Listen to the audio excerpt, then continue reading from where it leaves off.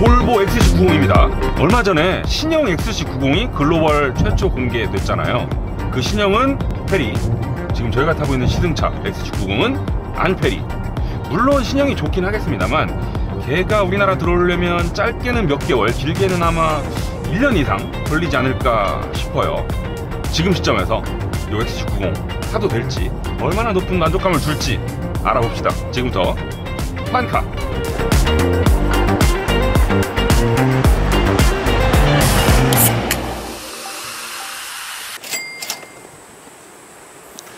여러분, XC90 길거리에서 오랫동안 쭉 봐오셨잖아요. 지금 요 XC90 2세대가 우리나라에 처음 나왔던 게 2016년 3월인가 그랬어요. 그 뒤로 벌써 몇 년이야? 8년 정도 흘렀잖아요. 짧은 시간이 아닌데 지금 봐도 크게 오래돼 보이거나 촌스러운 느낌 없습니다. 중간에 한번 페이스리프트를 거쳤음에도 불구하고 그때 변화의 폭이 크지 않았던 걸 감안하면 처음 나왔을 때 얼마나 완성도 높은 디자인이었나 하는 생각을 지금에 와서 다시 한번 하게 됩니다. 오늘날 볼보의 라인업, XC60, XC40, S90, S60, 뭐 V90, V60 엄청 많잖아요. 그 모든 차들이 전부 XC90 뒤에 나왔습니다. 오늘날 볼보 디자인을 XC90이 처음 선보였었죠. 이런 볼보의 디자인을 정립했던 디자이너 토마스 잉헤나스 씨는 지금 폴스타의 CEO로 가 계시기도 하죠. 볼보 디자인의 특징이 과장 없이 정갈하고 깔끔하다는 건데 그럴수록 시간이 지나도 유행을 좀 덜 탑니다. 그래서 여전히 멋있고요. 또 XC90 볼보 라인업 중에서 가장 크고 기함이잖아요. 이런 좀 위풍당당함을 드러내야 되는데 이런 점에 있어서도 전혀 부족함이 없고요. 시승차는 T8, T8에 들어가는 휠은 요 디자인입니다. 크기는 21인치고요. 자동차 디자이너들이 정말 빠른 시간에 여러 장의 스케치를 하려고 휠을 이렇게 그리거든요. 두꺼운 마커로 쭉쭉쭉 긋고 끝내버려요. 마치 그런 디자인의 휠 같고요. 또 시각적으로는 스포크가 두껍고 몇 개 없어서 되게 멋있어 보이는데 실제로는 이만큼 막혀 있고 또 이만큼만 뚫려 있어서 공기역학적으로도 이점이 있다. 지금 보니 주름이 쭉 가다가 요 끝에서 감싸 돌고 얘가 끝나는 게 아니고요. 저 뒤까지 가요. 그 사이에 필러에서 내려온 선이 방금 말씀드린 선 사이를 가로지르죠. 요 구성이 저는 개인적으로 상당히 마음에 들더라고요. 그리고 이 선도요, 그냥 면을 딱 접어놓은 게 아니고 중간을 이렇게 한번 딱 집었거든요.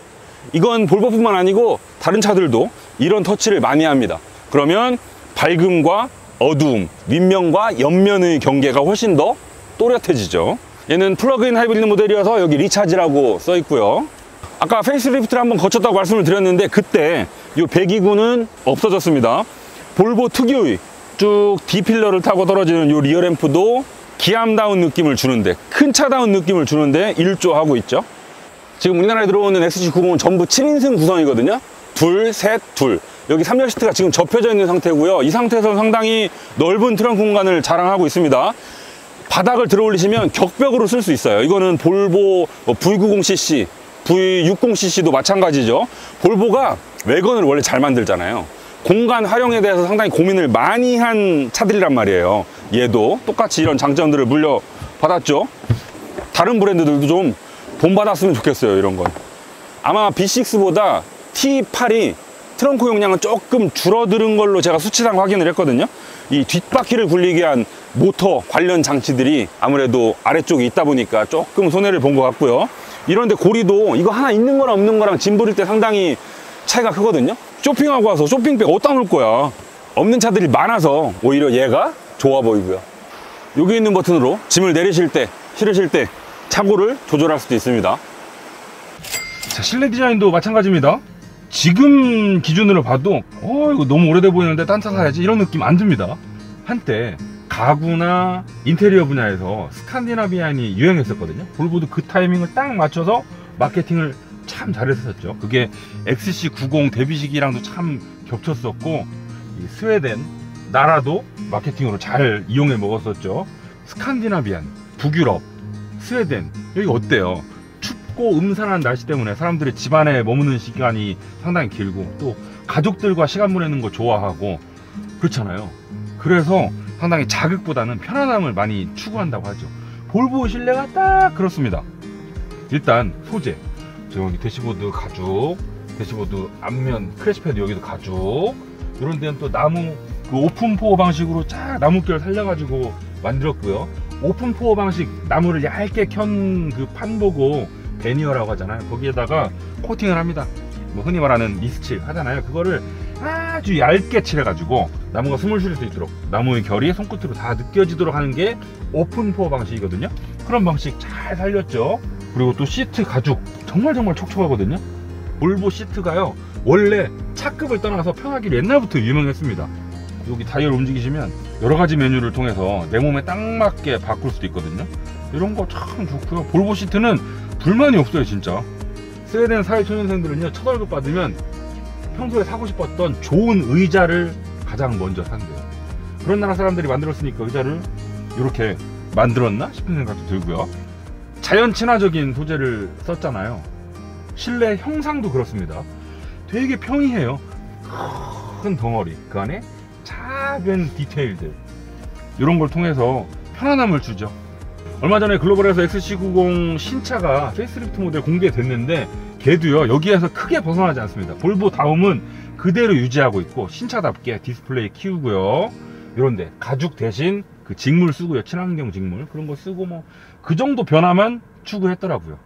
또 볼보의 디자인 하면 미니멀리즘이랑 상당히 맞닿아 있잖아요. 계기판 그래픽도요, 진짜 단순합니다. 현대차 그랜저 나왔을 때 계기판 그림판으로 만들었냐고 많은 사람들이 욕했었잖아요. 볼보도 그래요. 디자인 정말 단순합니다. 자, 지금 보고 계시는 이 가운데 내비게이션이 떠 있는 요 메뉴, 그 다음에 내비게이션이 없는 메뉴, 두 가지밖에 없어요. 정말 극단적으로 시인성 위주로 만들었습니다. 그리고 시인성도 그냥 중요한 정보 띡띡띡띡 띄워놓고 나머지 정보는 뒤에다 다 숨겨놓은 다음에 필요할 때만 잠깐 보여주는 식이거든요. 볼보의 디자인 철학이 묻어나는 그래픽이죠. 예를 들면 반자율 주행 켜더라도 다른 차들은 뭐 차선 인식했는지, 차가 어디로 가는지, 옆에 바이크가 있는지, 트럭이 지나가는지 이런 거 막 정말 우리 브랜드의 에이다스 시스템이 이만큼 첨단입니다 하고 계기판에 쫙 자랑해서 보여주잖아요. 볼보는 운전대 그림 띄워주고 끝입니다. 얼마나 미니멀해요. 또 버튼 수도 그렇죠. 운전대 멀티펑션 스위치도 정말 단순화 시켰고요. 근데 쓰기 불편하지 않고요. 센터 페시아, 센터 터널 버튼 수 별로 없잖아요. 정말 중요하고 자주 쓰는 것만 남겨놓고, 남겨놓은 건 고급스럽게 포장하고, 이런 거 XC90 나왔을 때 당시에 2016년도에 이런 그 터치들 버튼에 별로 안 넣던 시기거든요. 근데 집어넣어놓고 크리스탈 오리포스 거 넣어놓고 화려해야지만 고급스럽게 아니라는 걸 볼보가 잘 보여주고 있죠. 그런데 딱 하나 어쩔 수 없는 거, 아쉬운 거 뭐냐면 디스플레이 크기죠. 이 IT 쪽이야말로 세월의 흐름을 정말 정면으로 빡 맞는 분야여서 지금 이 정도 크기를 가지고는 요즘 기준으로 작다고밖에 말씀드릴 수 없어요. 그나마 다행인 건 이 디스플레이 크기는 작지만 안쪽 메뉴는 완전 물갈이를 했죠. SKT랑 협업해서 만든 앱들 쭈르륵 깔려 있고요. 제가 XC90 B6 오너분한테 여쭤봤더니 아리아로 명령하는 거 있잖아요. 대답했네. 부르시면 언제든지. 이거 운전 조금 서투신 분들은 운전하면서 뭘 조작하는 거에 대해 상당히 부담이 크시거든요. 얘는 인식률이 아주 높아. 그래서 마음에 들어 하시고요. 또 SKT랑 협업해서 만든 오디오북 같은 앱들도 뒤에 아이들 태우고 장거리 갈 때 정말 잘 쓰고 있다 라는 말씀을 하시더라고요. 재밌는 기능 중에 누구 오토로 가시면 루틴 만들기라는 게 있습니다. 제가 미리 하나 만들어 놓은 게 있거든요. 여러분, 소금의 유통기한은 언제까지일까요? 언제까지일까? 정답은 천일염. 지금 보시는 것처럼 뭐 제가 특정 명령어를 입력할 수도 있고요, 특정 상황을 저장할 수도 있고요. 그때가 되면 내가 그 명령에 할당해 놓은 기능들이 한 방에 다 활성화되도록 쭉 저장을 해 놓을 수가 있습니다. 또 차에 딱 탔을 때 자동으로 집까지 안내해주고, 이런 기능들, 루틴을 만들어 놓을 수 있습니다. 이런 것들, 이 스크린 안에 들어가 있는 운영체제 프로그램들은 새 거여서 쓰는데 아무 불편함이 없다. 상당히 편하다. 2열도요, 공간 딱히 알아볼 게 없어요. 일단 기본 빵 차 크기가 있어서 이런 거 뭐 제일 필요 없어요. 그냥 넉넉하고요. 만약에 3열에 사람을 태우거나 혹은 짐을 많이 싣거나 이럴 때는 2열 슬라이딩을 통해 뒤쪽으로 공간을 좀 더 많이 할애할 수 있죠. 앞으로 당겨도 이렇게 2열 시트를 앞으로 당기고 또 저보다 훨씬 다리 긴 대부분의 사람들에 맞춰서 얘가 뒤로 오더라도 무릎이 닿을 것 같진 않아요. 이 정도면 뭐 일반적인 상황에서 공간 가지고 막 크게 문제될 일이 없겠죠. 슬라이딩도 많이 되고요. 등받이 각도는 보통입니다.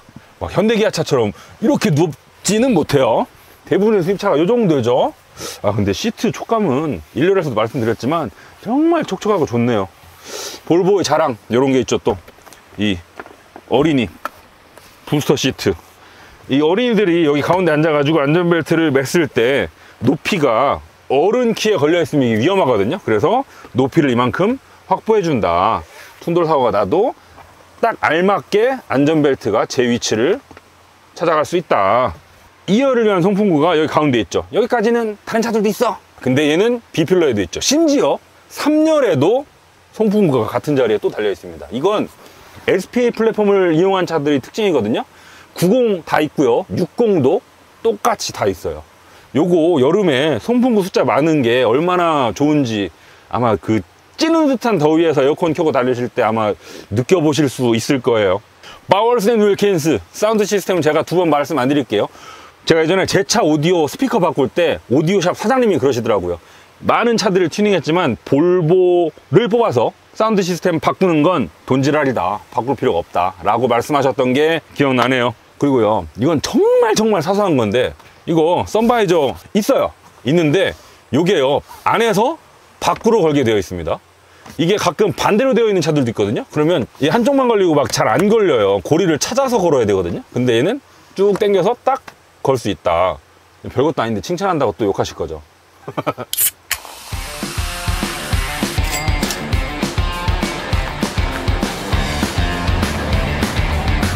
저희 시승차는 XC90 라인업 중에서 가장 고성능인 T8입니다. 지금 B6도 있고 T8도 있는데 얘는 T8이고 PHEV죠. 이 PHEV 하이브리드 파워트레인이 좀 독특한 게 뭐냐면 다른 브랜드에서 만드는 하이브리드들은 엔진과 모터의 힘을 합쳐서 그걸 앞바퀴에 주던 뒷바퀴에 주던 네 바퀴에 나눠서 주던 이렇게 합쳐서 뿌리잖아요. 근데 얘는 엔진은 앞바퀴만 걸리고 전기 모터는 뒷바퀴만 굴립니다.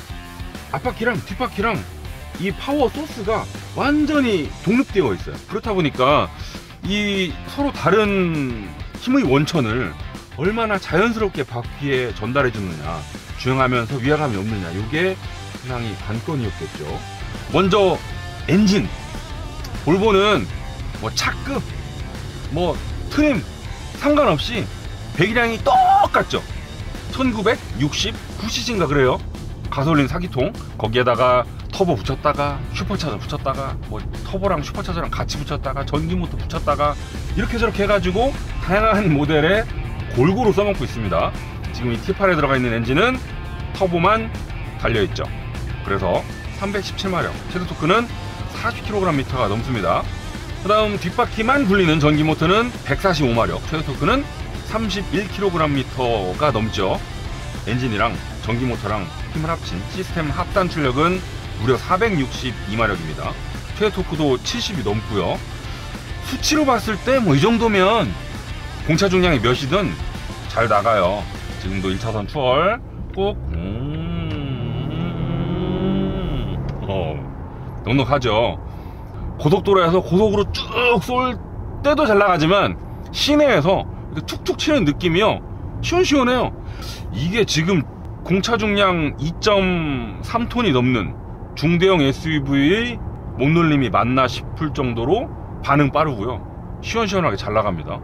단순히 수치 때문에 그런 게 아니고요, 이 뒷바퀴를 굴려주는 전기 모터의 역할이 크다는 생각을 하게 되거든요. 내연기관 차들은 가속배를 딱 밟았을 때 실린더 연료 뿌리고 피스톤 밀고 변속기를 통해서 바퀴까지 가는 그 딜레이가 있을 수밖에 없단 말이에요. 아무리 출력이 높아도.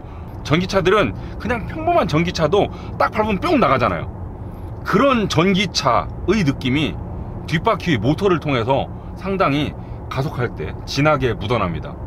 전기차의 가속 느낌과 내연기관의 가속 느낌이 동시에 나요. 상당히 재밌습니다. 지금도 시속 한 70이거든요 가속 페달을 제가 통통통 쳐볼게요. 퉁퉁퉁 반응 정말 빨라요. 딱 밟았을 때 웅 이렇게 나가는 느낌 없고 퉁퉁퉁 거의 실시간이에요. 오케이, 반응 빠르고 가속 시원시원한 거 알겠어. 근데 더 중요한 건 뭐냐면 그 가속의 과정이 얼마나 자연스럽냐잖아요. 그걸 여기서 확인해 볼 수 있습니다. 주행 모드로 넘어가요. 방금까지는 제가 배터리 좀 충전하려고 하이브리드에 충전 세팅으로 해놨었습니다. 그러니까 전기 모터 돌고 엔진도 거의 뭐 저속일 때 빼고는 항상 돌고 있는 모드였었죠. 그래서 반응이 이렇게 좋았던 거다. 엔진도 적극적으로 들어온다 였었고, 자 지금 여기서 하이브리드에 자동으로 놉니다. 아마 이 구성이 XC90 T8의 오너들이라면 가장 많이 쓰는 세팅일 것 같아요. 이 상태에서 똑같이 툭툭 똑같아. 계기판에 보시면 지금 오른쪽이 파워 게이지거든요. 딱 3시 방향을 기준으로 위가 힘을 쓰는 거, 아래가 회생제동입니다. 지금 이렇게 하이브리드의 자동 세팅이면 한 1시쯤에 기름방울 아이콘이 나타나거든요. 그러면 가속 페달을 제가 밟았을 때 그 기름방울까지는 전기로만 가죠. 지금 EV 모드 기름방울 찍었다. 시동이 걸렸죠. 이렇게 요 과정, 엔진이 비로소 기지개를 켜고 힘을 보태기 시작했을 때 그 과정에 뭔가 껄끄러운 느낌이 나느냐? 안 납니다. 아주 자연스러워요. 귀를 잘 기울이면 엔진이 시동 걸렸다는 걸 알 뿐이지 그 과정은, 차의 거동은 전혀 껄끄러움이 없습니다. 지금 여기 보시면 주행 모드가 상당히 많거든요. 유지는 지금 현재 배터리 상태를 유지하겠다. 충전은 말 그대로 충전이에요.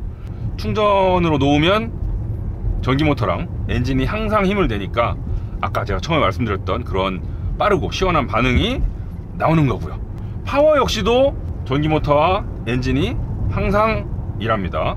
말 그대로 가속 페달을 밟으면 훨씬 더 민감하게 차가 뿅뿅 나가죠. 그 다음 주행 모드를 파워로 바꾸면 방금까지 그 파워 게이지였던 게 RPM 게이지로 바뀌죠. 요건 엔진이 항상 깨어있도록 하겠다는 표시고요. 동시에 계기판 상단에 보시면 에어 서스펜션을 통해 차고를 낮추는 중이라는 표시도 잠깐 해줍니다. 이런 걸 보시면 이 볼보가 그래픽적으로도 미니멀리즘을 추구하지만 기능적으로도 뭔가 운전자가 차의 기능을 적극적으로 써먹기보다는 내가 모드를 바꿨을 때 그냥 알아서 다 해줄게, 별로 신경 쓰지 마 라는 철학을 가지고 있다는 느낌이 들죠. 그 다음 퓨어입니다. 그러면 다시 파워 게이지로 바뀌었고요. 오일 방울이 12시 방향 가장 높은 데까지 올라갑니다.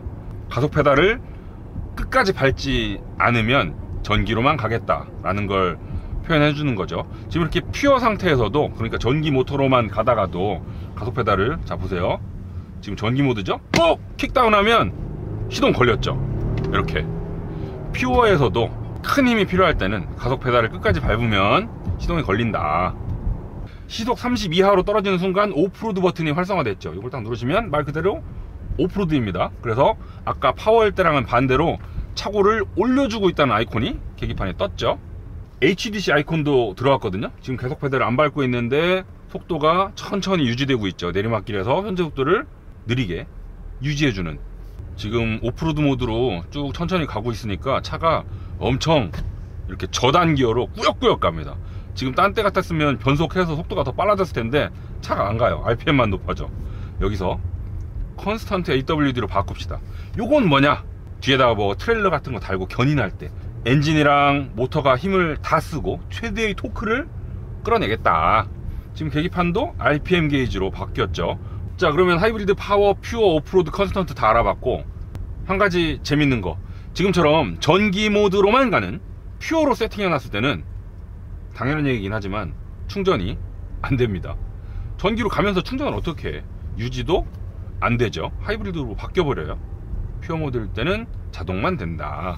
또 퓨어 모드에서 똑같이 가속을 하잖아요. 자, 퓨어 모드입니다.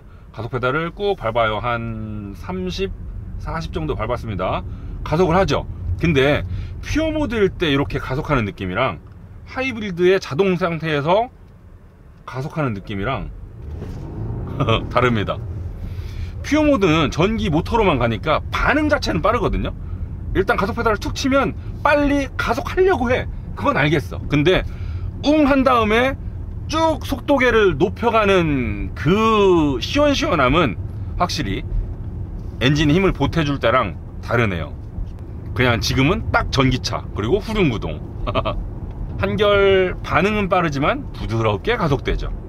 지금 T8이 PHEV라서 배터리를 집에서 완전히 충전을 하신다면 EV 모드로만 50km 이상 달릴 수 있습니다. 그러면 아마 서울 시내 출퇴근하시는 분들은 시동 한 번도 안 걸고 출퇴근 가능하실 거예요. 자, 그러면 가장 많은 분들이 쓰시는 하이브리드의 자동 상태, 이 상태로 오르막길을 올라가 봅시다. 아마 이 상태면 지금 현재 충전된 배터리 상태가 쭉쭉 줄어들걸요. 보통의 PHEV들이 그렇습니다. 배터리 잔량만 있다면 그걸 먼저 쓰려는 태도가 많이 보이거든요. 근데 지금은 오르막길이고 제가 가속 페달을 조금 깊게 밟으며 와인딩을 즐길 거라서 배터리가 많이 줄어들겠죠. 자, 지금 이 XC90 T8의 공차 중량이 2.3톤이 넘어요. 상당히 무겁죠. 근데 이렇게 와인딩을 돌면서 느껴지는 거동은 아까도 말씀드렸지만 이 가속만 놓고 보잖아요. 절대 2.3톤의 몸놀림이 아닙니다. 진짜 잘 나가. 특히 저속에서. 이 XC90 T8이요, 출력은 400마력이 훌쩍 넘지만 결국 2리터 4기통 밖에 안 되잖아요. 그러면 지금 내가 가격도 한두 푼 비싼 차가 아니고 출력도 이렇게 높은데 과연 이렇게 조그만 엔진을 가지고 이게 과연 차를 잘 밀어낼까 싶은 생각도 처음에 들고, 또 밀어낸다고 치더라도 감성적으로 과연 우리가 기대하는 걸 충족시켜 줄 수 있냐에 대한 의문이 있죠. 저도 그랬거든요. 엔진 크기 대비 힘은 뭐 차고 넘친다고 말씀드렸잖아요. 감성은 어떻냐. 이제 B모드로 바꿔서 매뉴얼로 조작을 하고 있거든요. 자, 1단을 넣어볼게요. 1단으로 바꿔서, 자, RPM을 쥐어짜면 지금이 4,500,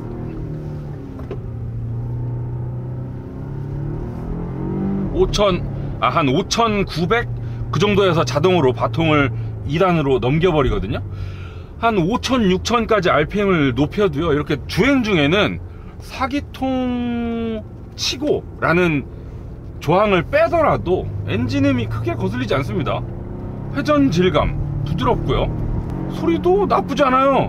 물론 뭐 6기통 8기통 만큼 좋냐라고 물어보시면 그건 아닌데, 기통수나 배기량에 대한 그런 상대적인 박탈감을 걱정하지 않으셔도 될 정도는 됩니다. 다만 정차 중에 갑자기 시동이 걸리거나 걸려 있을 때, 그때는 조금 거슬리더라고요. 근데 일단 달리기 시작하면 작은 엔진에 대한 우려는 뭐 크게 하실 일이 없다. 그리고 이렇게 코너를 돌 때는 롤링이 있어요. 고속에서 급코너는 무게가 진짜 한쪽으로 확 쏠리잖아요. 횡지가 강하게 걸립니다. 그럴 때는 더 이렇게 롤링의 느낌이 심하게 나죠. 이건 하체 때문인데 XC90, 이건 B6 마찬가지고 T8도 그렇습니다. 기본적으로 상당히 많이 컴포트 위주입니다. 자, 지금도 와 엄청 급코너다. 지금도 와 엄청 급코너. 우와, 이럴 때는 무게가 느껴지고요. 하체 세팅이 진짜 컴포트 위주로 만들었구나 라는 생각도 강하게 받을 수 있죠.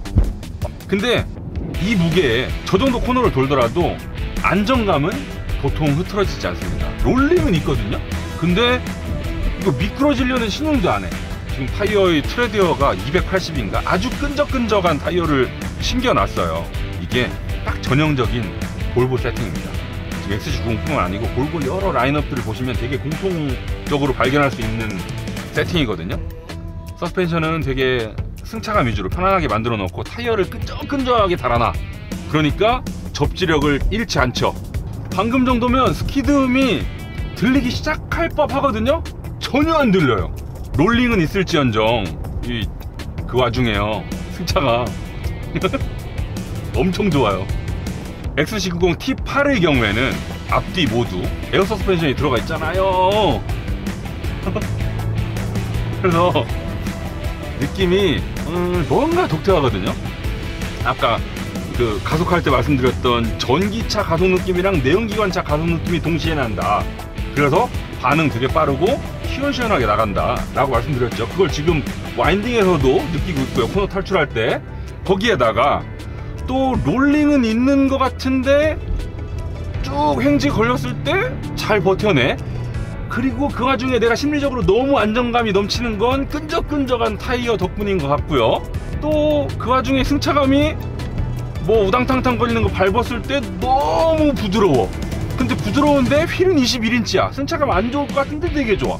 이런 느낌들이 복합적으로 계속 연이어 나다 보니까 좀 좋은 쪽으로 독특합니다.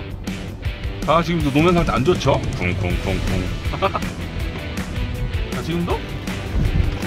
야, 이렇게 꺾어도 안 나? 야, 이거 어지간해서는 진짜 서킷에서 몰아붙이지 않으면 일반 도로에서는 이 XC90 T8의 비명 소리를 듣기 쉽지 않겠는데요? 비단 타이어뿐만 아니고 이 전반적인 셰시나 차의 컨트롤이 정말 안정적이에요. 마음이 너무 편해. T8은 에어 서스펜션이 들어가 있거든요. 그래서 뭐 당연한 얘기지만 승차감 아주 좋습니다. 엄청 좋아요. 진짜 에어 서스펜션에 우리가 기대하게 되는 둥실둥실 충분히 느낄 수 있습니다.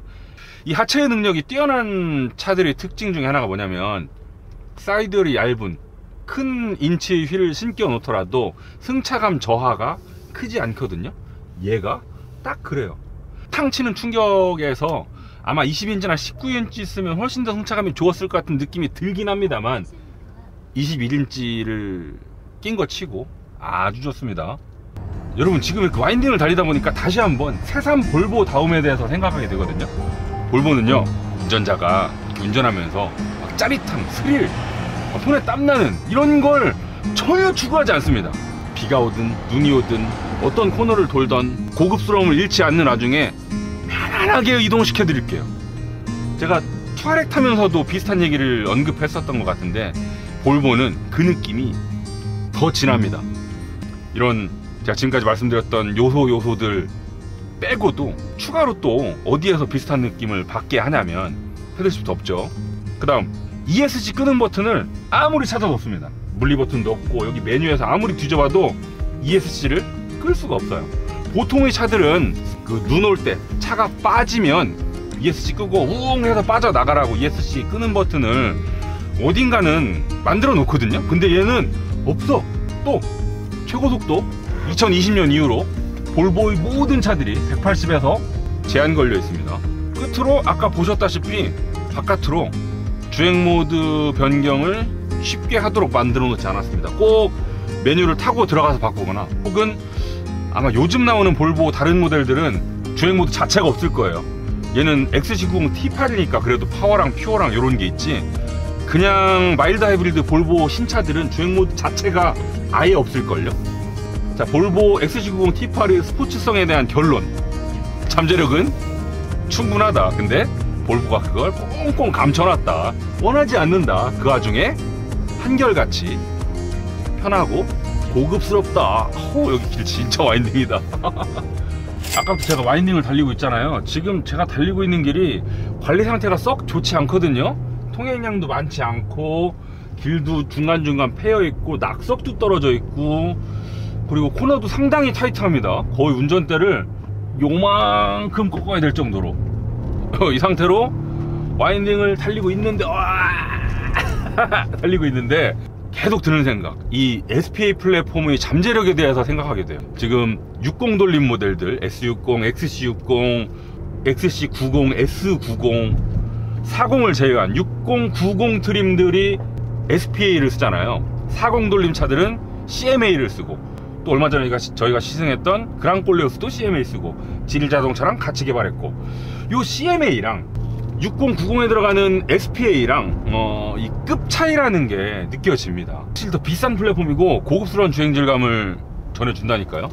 지금 이 SPA 플랫폼의 잠재력, 앞 엔진, 뒤 모터가 전달해주는 넘치는 힘, 에어 서스펜션을 통한 풍요로운 승차감, 이런 걸 종합해 봤을 때 T8 물론 비싸긴 합니다만 이 볼보의 기함으로서의 역할 충분히 해내고 있습니다. 에이다스도 켜볼게요. 볼보는요 에이다스 켜는 게 정말 간단합니다. 버튼 하나 누르면 다 켜져요. 누르고 지금은 에이다스 오른쪽으로 한번 또 딸깍하면 요건 어댑티브 크루즈 컨트롤 두 가지 모드를 왔다 갔다 할 수 있게끔 구성해놨죠. 자, 켰어요. 그 다음 차간거리 가깝게 멀게 단계가 몇 개야? 5개인가 보다. 해보나 마나 잘하죠. 그리고 시간이 좀 지나면 운전대 잡으라고 경고를 한번 띄웠습니다.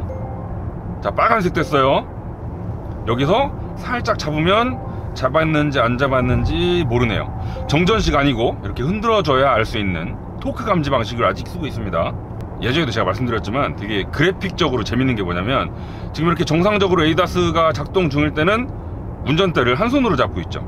근데 계속 떼고 있어서 경고를 해줄 때는 두 손으로 바뀝니다. 되게 재밌는 디테일이죠. XC90의 에이다스가 얼마나 잘 작동되는지를 알아보고 싶었던 건 아니고요. 이 볼보의 안전 기술에 대해서 한번 쭉 훑어드리고 싶었거든요. 너무 길어서 봐야 돼요. 근데 이거 운전 중에 못 보잖아요. 어떻게 하지, 주나? 1959년엔 3점식 안전벨트를 만들었습니다. 모든 브랜드가 사용 가능하도록 특허를 공개했죠. 66년엔 크럼플존, 71년엔 안전벨트 착용 알림, 78년엔 어린이 부스터 쿠션, 91년엔 SIPS, 사이드 임팩트 프로텍션 시스템, 이건 플로어 크로스 멤버랑 비필러 등을 보강하는 겁니다. 98년엔 경추보호 시스템, 98년엔 커튼 에어백, 2004년엔 BLIS, 블라인드 스팟 인포메이션 시스템, 그 사각지대 정보 알려주는 거죠. 2008년엔 시티 세이프티, 이건 저속 전방 충돌 방지 기능입니다. 2010년엔 보행자를 감지할 수 있게 됐고요. 13년엔 자전거, 15년엔 대형 동물도 감지할 수 있게 됐죠. 2020년엔 모든 차에 시속 180km 제한을 걸었습니다. 이렇듯 오늘날 우리가 당연하게 쓰고 있는 안전 관련 개념들, 기술들 이런 것들 중에서 볼보가 최초로 집어넣은 게 상당히 많다는 걸 알 수 있죠. 또 2013년도에 IIHS 미국 고속도로 보험안전협회에서 스몰 오버랩 테스트를 정말 갑자기 기습적으로 진행했을 때 다른 브랜드들은 정말 낙엽처럼 낙제점을 받았거든요. 근데 나온 지 이미 10년 된 1세대 XC90만 당당하게 혼자 최고 점수를 받았었습니다. 요 얘기 오늘날 전설처럼 전해져 내려오고 있죠. 또 볼보는 차급이나 옵션에 상관없이 거의 안전 관련 기능들은 차등 없이 공통적으로 집어넣고 있잖아요. 이런 것도 칭찬해주고 싶고요. 다른 브랜드들은 뭐 안전 관련 어떤 신기술을 집어넣었다 그러면 정말 별거 아닌데 마케팅 포장 잘했네 라는 생각이 들 때도 있거든요. 근데 볼보는 이런 안전에 관련된 고집 이런 걸 어느 날 갑자기 한 게 아니고 수십 년 동안 일관적으로 추구해 오다 보니 스스로 자랑하지 않더라도 소비자들이 먼저 알아주고 있는 실정이죠.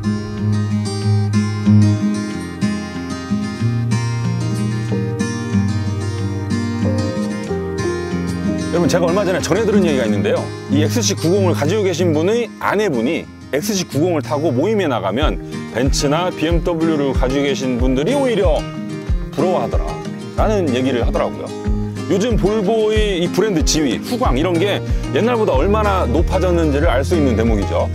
XC90을 타보니까요, 끄덕끄덕 옛날부터 켜켜이 쌓여져 온 이 안전의 볼보라는 이미지를 바탕에 깔고 거기에다 지금 보시는 이런 디자인 싹 입혀가지고 또 실내는 스칸디나비안 마케팅까지 싹 한 차로 아울러 놓으니까 사람들이 열광했었죠. 그리고 그 매력은 아직도 유효하고요. 지금까지 환카.